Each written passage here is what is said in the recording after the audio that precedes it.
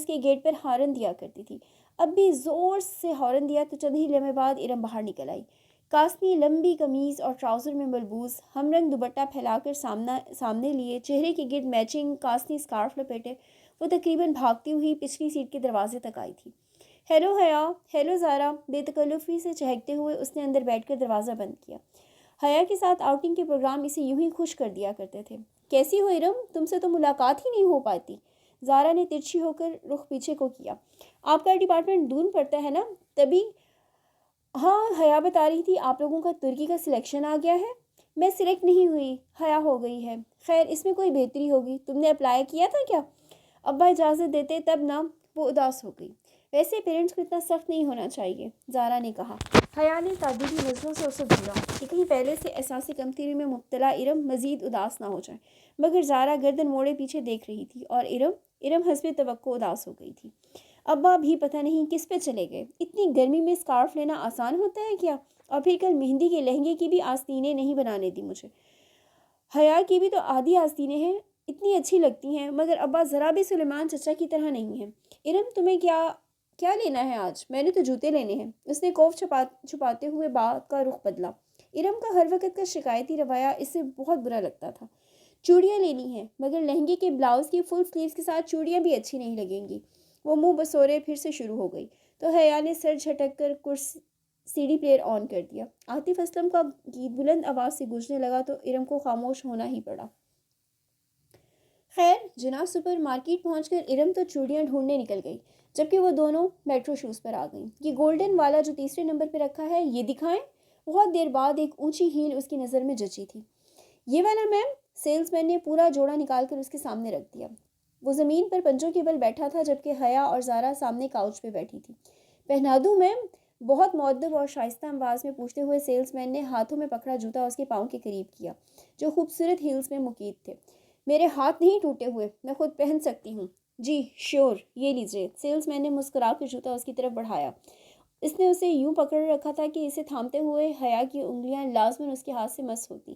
سامنے رکھ دو، میں اٹھا لوں گی۔ اس کے روکھے لہجے میں سیلز مین نے زیر لب کچھ گنگناتے ہوئے جوتا سامنے رکھ دیا۔ پھر بل کی ادائیگی کے بعد کاؤنٹر پہ کھڑے لڑکے نے بقیہ رقم اس کی طرف بڑھائی تو حیا نے دیکھا چند نوٹوں کے اوپر 5 کا سکہ رکھا تھا، اور لڑکے نے سکوں کو یوں پکڑ رکھا تھا جیسے سیلز مین نے جوتے کو، تاکہ اسے تھامتے وقت لازماً اس کا ہاتھ ٹکرا جائے۔ شکریہ۔ حیا نے نوٹ کنارے سے پکڑ کر کھینچے، لڑکا سکے کے ہاتھ میں ہی رہ گیا۔ میم آپ کا سکہ۔ لڑکی نے فاتحانہ انداز میں سکہ اس کی جانب بڑھایا کہ اب تو لازمی پکڑے گی، اور اب یہ سامنے رکھے صدقہ باکس میں ڈال دو۔ وہ بے نیازی سے شاپر دھامے پلٹ گئی۔ زارا نے بے اختیار کہکہ لگایا۔ اس لڑکے کی شکل دیکھنے والی تھی حیا۔ دل تو کرا تھا اسی شکل پہ شاپ کے سارے جوتے دے ماروں۔ معلوم نہیں ہمارے مردوں کی ذہنیت کب بدلے گی۔ یوں گھورتے ہیں جیسے لڑکی کبھی دیکھی ہی نہ ہو۔ وہ تنفر سے ناک سکوڑتی غصے میں بولتی زارا کے ساتھ سیڑھیاں اتر رہی تھی، جب قریب سے آواز آئی، تو اتنا بند سنور کر کیوں باہر نکلتی ہو بی بی؟ وہ چونک کر آخری سیڑھی پر ٹھہر گئی۔ وہ ایک معمر خاتون تھی، بڑی سی چادر میں لپٹی ہوئی، ناگوار بھری نگاہ اس پر ڈال کر آہستہ آہستہ اوپر زینے چڑھنے لگیں۔ ایک تو لوگوں کو راہ چلتے تبلیغ کرنے کا بہت شوق ہوتا ہے، اور وہ بھی کچھ کہتی، مگر زارا اس کو کوہنی سے تھامے وہاں سے آگے لے آئی۔ تبھی ارم سامنے سے آتی دکھائی دی۔ اس کا سینے پہ پھیلا دوپٹہ اب سمٹ کر گردن تک آ گیا تھا۔ اس نے کچھ خاص شاپنگ نہیں کی تھی، شاید وہ صرف ان کے ساتھ آؤٹنگ پہ آئی تھی۔ میٹرو سے وہ اسکوپ چلی آئیں کہ کچھ ہلکا پھلکا کھا لیں۔ رات کی دعوت تو تایا فرقان کی طرف تھی، وہ جو بیٹے کی شادی کے لیے جمع ہوئے خاندان والوں کے لیے دے رہے تھے۔ میرے لیے پائن ایپل سلش منگوا لینا، میں ذرا بیکری سے کچھ لے لوں۔ ارم جھٹ کو باہر کو لپ کی۔ حیا نے گہری سانس لیتے ہوئے اپنی جانب کا شیشہ نیچے کیا۔ سرد ہوا کا تھپیڑا تیزی سے اندر آیا، مگر اتنی سردی میں سلش پینے کا اپنا ہی مزہ تھا۔ وہ پارکنگ لاٹ میں موجود تھیں اور ٹھنڈی ہوا نے ساری جگہ کو گھیر رکھا تھا۔ مغرب گہری ہو چکی تھی اور ہر طرف اندھیرا سا چھا رہا تھا۔ وہ پارکنگ لاٹ میں موجود تھیں۔ ارم خاصی کمپلیکس لگتی ہے، نہیں؟ ارم دور ہو گئی تو زارا اس کی طرف گھومی، اور تم اس کی انہی کمپلیکسز کو ہوا دے رہی تھی۔ وہ الٹا اسی پر خفا ہوئی۔ تایا فرقان صرف سکارف پہننے کی سختی کرتے ہیں، بس وہ اسی بات پر خود ترسی کا شکار ہے، اور تم بھی اس کا ساتھ دے رہی تھی۔ میں نے سوچا کہ بیچاری، ارے نہیں ہے وہ بیچاری، اس کو اب یہی سمجھانا کہ خواہ مخواہ کی خود ترسی سے باہر نکلے۔ ویٹر ہاتھ میں کارڈ پکڑے حیا کی طرف کھلے شیشے کی طرف آ چکا تھا۔ تمہیں یاد ہے سارا، پچھلے سال جب یونیورسٹی والوں نے ہمیں ترکی کی ٹرپ کی آس دلائی تھی اور آخر میں پہنچ کر سارا پروگرام ہی کینسل کر دیا تھا؟ آرڈر لکھوا کر وہ شیشہ اوپر چڑھاتے ہوئے یاد کر کے کہنے لگی، میں تو اتنی مایوس ہو گئی تھی، سوچا بھی نہ تھا کبھی ترکی جا سکوں گی۔ اس کی آواز میں آس جڑنے کی خوشی در آئی تھی۔ زارا اور وہ انٹرنیشنل اسلامک یونیورسٹی میں LLB honours Shariah and law کی 5ویں سال میں تھی۔ ان کا 7واں سیمسٹر درمیان میں تھا جب یورپی یونین کی اسپانسرڈ اسکالرشپ کا اعلان ہوا، جس کے تحت یورپ اور ایشیا کی یونیورسٹیز کے مابین طلباء کا تبادلہ ہونا تھا۔ یوں چند ماہ کے لیے یہاں سے کچھ طلباء یورپ کی یونیورسٹیز جائیں گے اور ایک سیمسٹر پڑھ کر واپس آ جائیں گے۔ جبکہ یورپین یونیورسٹیز میں درخواست دینے کی باری آئی تو اسے ترکی کی سبانجی یونیورسٹی کا فارم سب سے آسان لگا تھا، مگر ایک ہسپانوی یونیورسٹی میں بھی ساتھ ہی اپلائی کر دیا اور اب بالآخر سبانجی نے اسے منتخب کر لیا تھا۔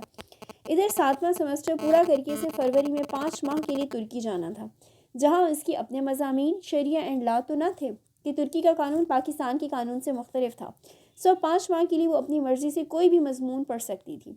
پھر واپس آ کر اسے LLB کا 8واں سیمسٹر شروع کرنا تھا۔ کتنا مزہ آیا اگر کوئی رومانٹک سا ہینڈسم سا ہم سفر مل جائے تمہیں، تو تمہارا سفر کتنا خوبصورت ہو جائے گا۔ ہم سفر کوئی نہیں ملنے والا۔ کیوں؟ کیونکہ پاکستان سے سبانجی صرف ہم 2 لڑکیاں جا رہی ہیں اور پھر ہم ٹھہرے آل ویمن یونیورسٹی میں پڑھنے والے۔ وہ خدیجہ رانا جو تمہارے ساتھ جا رہی ہے، اس سے کوئی بات ہوئی؟ ویٹر نے شیشہ بجایا تو حیا چونکی، پھر شیشہ نیچے کرنے لگی۔ نہیں، خدیجہ رانا کو تو میں جانتی بھی نہیں ہوں۔ معلوم نہیں کون ہے؟ اس نے سلش کا گلاس پکڑے، زارا کا اسے تھمایا اور ارم کا ڈیش بورڈ پر رکھا، پھر اپنا گلاس لبوں سے لگایا۔ ٹھنڈا سا سلش اندر تک امڑتا چلا گیا۔ بے دھیانی میں وہ شیشہ کب بند کرنا بھولی اسے علم نہ ہو سکا۔ دفعتاً زارا کا موبائل بجا۔ زارا نے سپ لیتے ہوئے موبائل کان سے لگایا۔ ہیلو اماں جی، کیا آواز خراب آ رہی ہے؟ 1 منٹ۔ زارا کے فون پر غالباً سگنل ٹھیک نہیں آ رہے تھے۔ وہ سلش کا گلاس تھامے ہاتھ میں دروازہ کھول کر باہر چلی گئی۔ حیا اپنے گلاس سے چھوٹے چھوٹے سپ لیتے زارا کو ونڈ اسکرین کے پاس جاتے دیکھتی رہی۔ اب وہ دور ایک درخت کے ساتھ کھڑی فون پہ بات کر رہی تھی۔ اتنے میں آواز آئی، ہیلو مائی ڈیئر لیڈی۔ کوئی ایک دم سے اس کے قریب آ کر بولا۔ وہ ڈر کر اچھلی، ذرا سا جوس کپڑوں پر چھلک گیا۔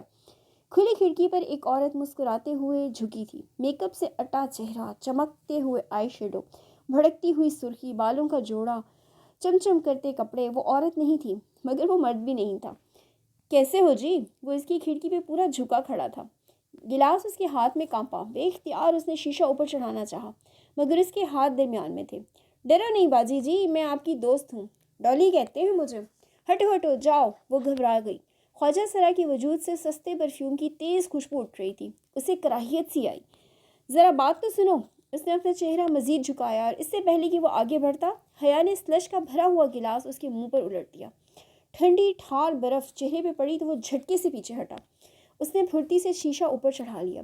سنو جی، وہ مسکرا کر چہرہ صاف کرتا شیشہ بجانے لگا۔ بند شیشے کے باعث اس کی آواز ہلکی ہو گئی تھی اور اب وہ کوئی گیت گنگنانے لگا تھا۔ کپاتے ہاتھوں سے اس نے اگنیشن میں چابی گھمائی اور گاڑی وہاں سے نکال لائی۔ بیکری کے داخلی دروازے کے سامنے کار لا کر اس نے پلٹ کر دیکھا۔ وہاں درختوں کے ساتھ ڈالی نامی خسرا ابھی تک کھڑا تھا۔ وہ اس کے پیچھے نہیں آیا تھا اور اب گا بھی نہیں رہا تھا، بس خاموش گہری نظروں سے اسے دیکھ رہا تھا۔ اسے بے اختیار جھرجھری سی آئی۔ کہاں رہ گئیں یہ دونوں؟ اس نے جھنجھلا کر ہارن پہ ہاتھ رکھ دیا، پھر گردن موڑ کر دوبارہ دیکھا۔ وہ ابھی تک اسے ہی دیکھ رہا تھا۔ ارم اور زارا کو ڈراپ کر کے وہ سیدھی اپنے گھر آئی۔ ڈنر کا وقت ہونے والا تھا۔ اس نے کپڑے ڈنر کی مناسبت سے ہی پہنے تھے مگر جوس چھلکنے سے ذرا سا داغ پڑ گیا تھا۔ اس نے جلدی سے دوپٹے کا وہ حصہ دھو کر اسے استری کیا۔ اسے رہ رہ کر وہ خواجہ سرا یاد آ رہا تھا۔ اس برادری کے لوگ اکثر آ کر پیسے مانگتے تھے لیکن ایسی حرکت کبھی کسی نے نہیں کی تھی۔ اس خواجہ سرا کی عجیب سی نگاہیں اور انداز اسے پھر سے جھرجھری آئی۔ پھر جب اسے اپنی تیاری سے اطمینان ہوا تو وہ باہر کو آئی اور لابی کا دروازہ کھولا تو پاؤں کسی چیز سے ٹکرایا۔ وہ چونک گئی۔ دروازے کے ساتھ فرش پر سفید ادھ کھلے گلابوں کا بوکے پڑا تھا۔ وہ جھکی اور بوکے اٹھایا، ساتھ ہی میں ایک بند لفافہ بھی تھا۔ وہ دونوں چیزیں اٹھا کر سیدھی ہوئی اور لفافہ کھولا جس پر حیات سلیمان لکھا تھا۔ وہی سفید بے سطر چکور کاغذ، اس کے وسط میں اردو میں لکھا تھا، امید کرتا ہوں آپ کا آج کا ڈنر اچھا گزرے گا۔ اس نے لفافہ پلٹ کر دیکھا، کہیں بھی کچھ بھی نہیں لکھا تھا، بس لفافے پہ گزشتہ روز کی مہر لگی تھی۔ یہ کون تھا اور اسے کیوں پھول بھیج رہا تھا؟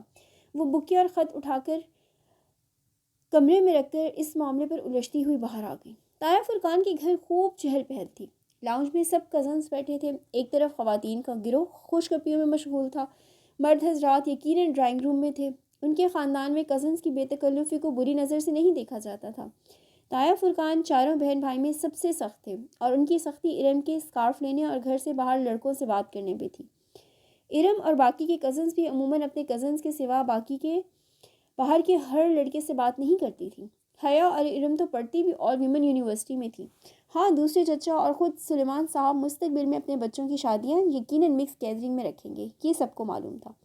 ان کا خاندان زیادہ بڑا نہ تھا، وہ لوگ 3 بھائی اور 1 بہن تھے۔ طاہر فرقان سب سے بڑے تھے، داور، فروخ اور ارم ان کے بچے تھے۔ فروخ میڈیکل کر چکا تھا اور آج کل پولی کلینک سے ہاؤس جاب کر رہا تھا۔ وہ حیا سے 3 سال بڑا تھا۔ سمیع فروخ سے سال بھر چھوٹا تھا اور MBS کر رہا تھا، MBA کے بعد جاب کر رہا تھا۔ ارم حیا سے سال بھر چھوٹی تھی اور آج کل سب سے بڑے داور کی شادی تھی۔ طاہر فرقان کے بعد سلیمان چچا تھے۔ حیا ان کی اکلوتی بیٹی تھی اور روحیل اکلوتا بیٹا۔ روحیل پڑھائی کے سلسلے میں امریکہ میں ہوتا تھا اور اب ان کے گھر میں سلیمان صاحب، فاطمہ بیگم اور حیا، بس یہی تینوں تھے۔